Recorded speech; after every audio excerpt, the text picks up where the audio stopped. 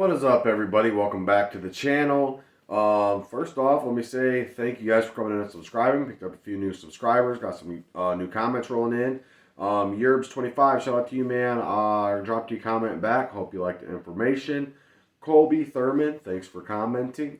Let's give a shout out to, sorry guys, John Porter, Dustin Ard, Eon Fiddler.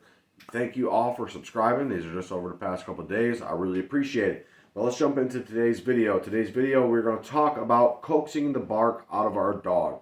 Now, I think a lot of you guys want me to kind of put like an age thing on here, but it's kind of like I can't really do that because I'm giving people false hope. Because it's just dogs are so variable, man. We're talking about a very general kind of thing in this sense. Each dog needs its own thing, and I can only speak for the dogs I've experienced with and some of the issues that I've came across and how I've remedied those. So let's talk about getting the bark out of a dog. Barking is one of the main things that a dog will stub up on. I've been through this with virtually every dog that I've come across at some point in time, whether it stubbed for 5 minutes or it stubbed for a year, right? So it's just like one of those things. They typically want to stub up over this. And I go over this and pick in my puppy video. This is one of the issues that you will get if you pick a specific kind of dog when you're picking picking puppies out of a litter. And there is a dog opposite that you can pick that is going to alleviate this pressure of having this problem. So we're going to coax barks out of dogs, and I think this will work at the broad range and the whole spectrum of dogs, no matter what age they are. One of these things will get this dog barking. A lot of these will work way better for these younger puppies, maybe like under 6 months or right around the 6-month-old age. It depends on maturity. So don't take these ages to heart, guys. But let's talk about the one thing that I've always preached, and this is one of the fastest ways that I've ever gotten a dog to bark for me is the leash, right? The leash, the leash, the leash, the leash. Use the leash. And that leash gives them confidence, especially those younger dogs. That leash gives them agitation, it gives them aggravation, it gives them pressure. It's so much things.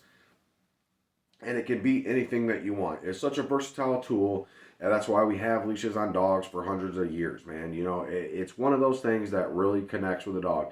So let's use our leash to our advantage, whether that is walking the dog on a leash and letting it be way out here and pulling, and you're behind it and amping it up. Get them, get them, get them, get them, you know, and amping that dog up. Some dogs really take to that, and they will amp up, and they will go rabid at the end of that leash for you.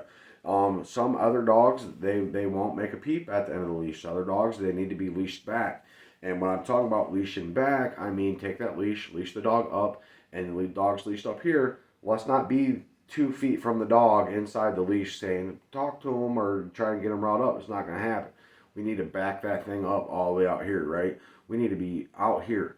And some dogs, they got a range on them, man. You can almost count the steps off. 1, 2, 3, 4, 5. Oh, there's the first bark.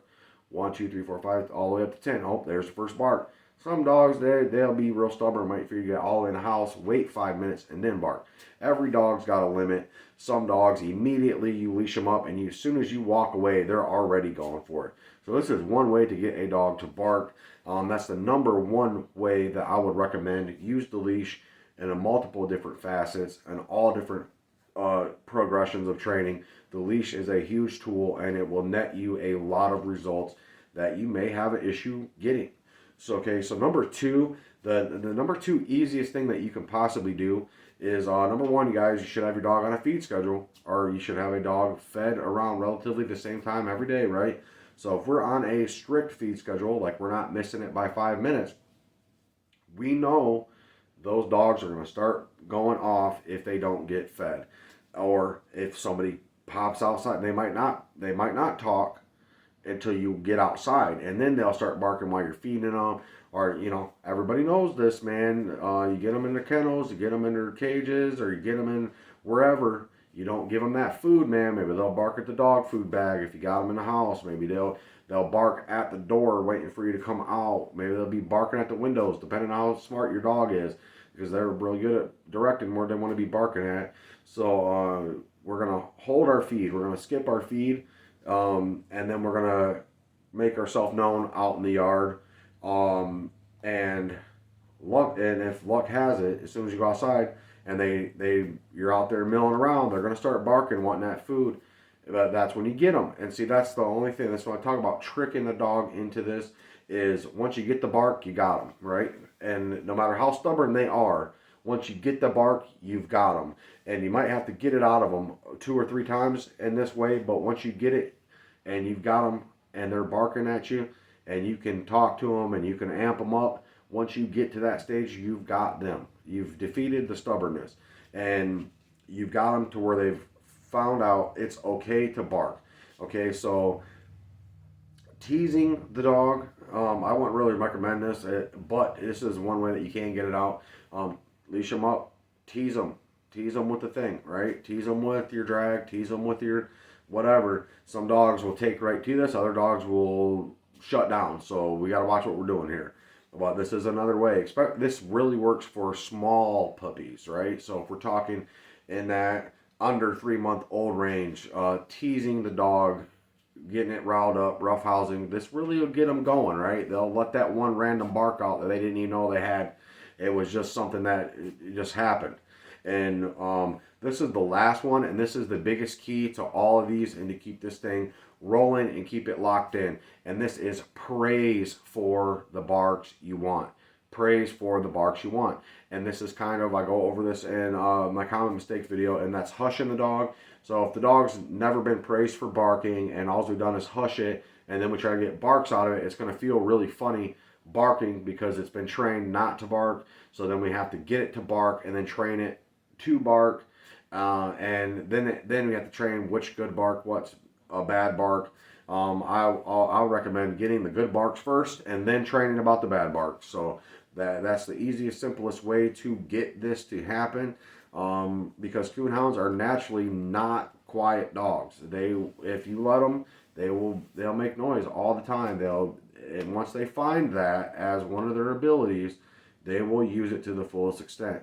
And it takes us being patient and repeating processes, taking the time, maybe a month, maybe 6 months, maybe a whole entire year before we can actually get a solid, good, rolling bark out of a dog that we can praise and we can amp up.